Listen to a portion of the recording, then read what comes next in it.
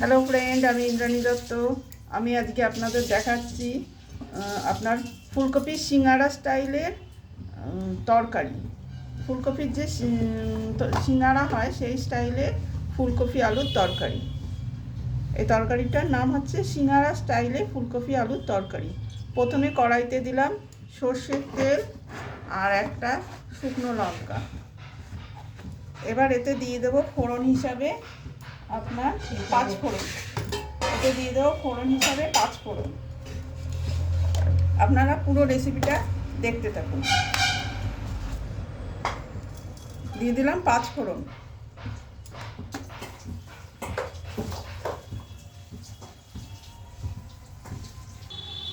এ দেখুন তেলটা গরম হয়ে গিয়েছে।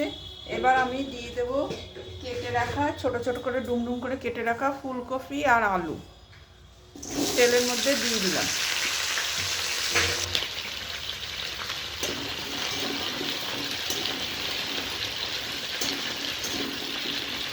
এবার আলু ফুলকপি খুব ভালো করে ভাজা ভাজা করতে হবে।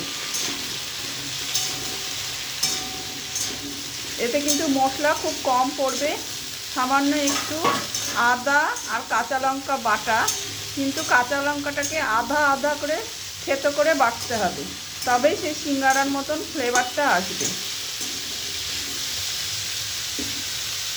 আলু ফুলকপি খুব ভালো করে ভাজা হোক।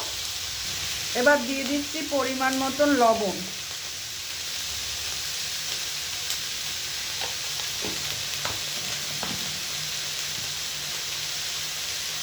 হলুদ গুঁড়ো,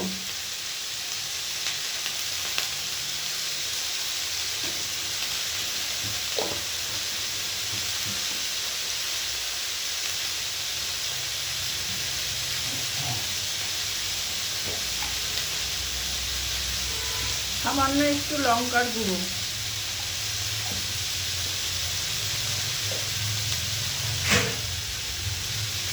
এতে বাদামও দেওয়া যেতে পারে, কিন্তু যেহেতু আমি পরোটার সঙ্গে খাওয়ার জন্য করছি ওই জন্য আমি বাদামটা দিলাম না।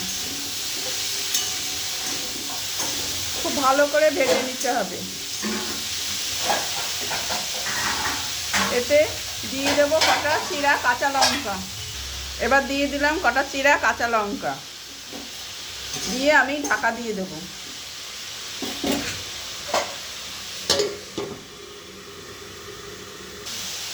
এবার দেখুন আমার ফুলকপি আর আলুটা ভাজা ভাজা হয়ে গেছে।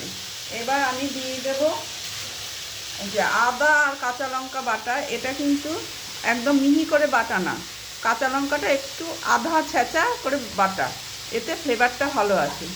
এইটা এবার আমি দিয়ে দিচ্ছি। শুধু এই মশলাই পড়বে এই তরকারিতে, আর কিছু মশলা পড়বে না।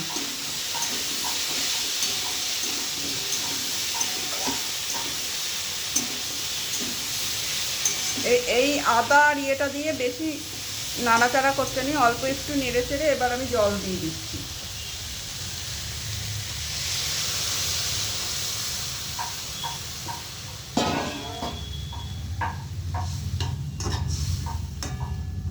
এবার আমি ঢাকা দিয়ে দেব।